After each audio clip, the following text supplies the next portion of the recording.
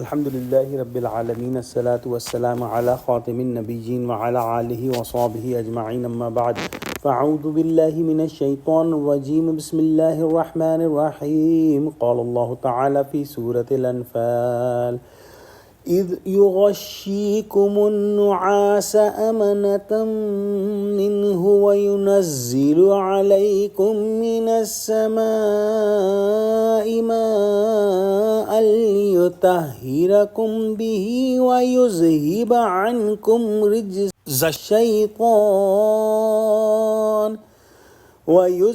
عنكم رجز الشيطان وليربط على قلوبكم ويثبت به الأقدام۔ ترجمہ: جب اس نے تمہاری تسکین کے لیے اپنی طرف سے تمہیں نیند کی چادر اڑھا دی اور تم پر آسمان سے پانی برسا دیا تاکہ تم کو اس سے نہلا کر پاک کر دے اور شیطانی نجاست کو تم سے دور کر دے، اور اس لیے بھی کہ تمہارے دلوں کو مضبوط کر دے اور اس سے تمہارے پاؤں جمائے رکھے۔ غزوہ بدر کا معرکہ فی الحقیقت مسلمانوں کے لیے بہت ہی آزمائش اور عظیم الشان امتحان کا موقع تھا۔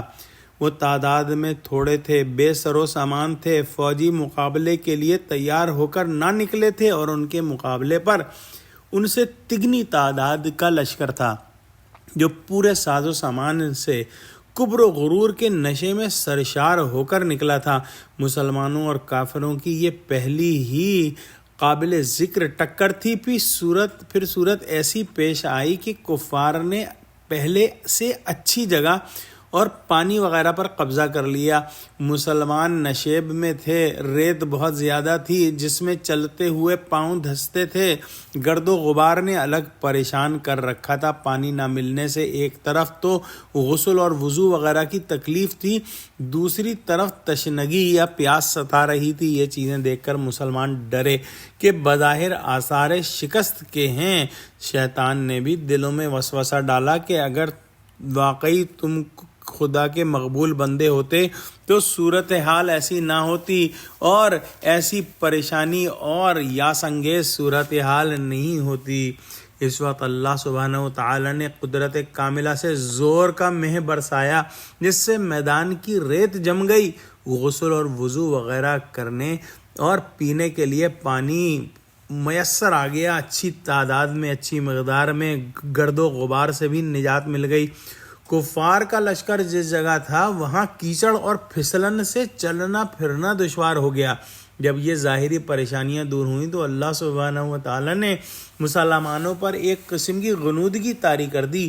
آنکھ کھلی تو دلوں سے سارا خوف و ہراس جاتا رہا۔ بعض روایت میں ہے کہ حضور صلی اللہ علیہ وسلم اور حضرت ابو بکر صدیق رضی اللہ تعالیٰ عنہ رات بھر عریش میں مشغول دعا رہے۔ اخیر میں حضور صلی اللہ علیہ وسلم پر خفیف سی غنودگی طاری ہو گئی۔ جب اس سے چونکے تو فرمایا کہ خوش ہو جاؤ، جبرائیل تمہاری مدد کو آ رہے ہیں۔ بہرحال اس باران رحمت نے بدن کو احداث سے اور دلوں کو شیطان کے وسوسوں سے پاک کر دیا۔ ادھر ریت کے جم جانے سے ظاہری طور پر قدم بھی جم گئے اور اندر سے ڈر نکلنے کی وجہ سے دل بھی مضبوط ہو گئے۔ دعا کرتے ہیں کہ اللہ سبحانہ وتعالی ہم کو قرآن کا فہم عطا فرما۔ یا اللہ، آج جو مسلمان کفار کے ہاتھوں مجبور ہیں اور مارے جا رہے ہیں ان کو بھی اسی قسم کی غیبی مدد عطا فرما دے، آمین۔ وآخر دعوانا الحمدللہ رب العالمین، والسلام علیکم ورحمۃ اللہ وبرکاتہ۔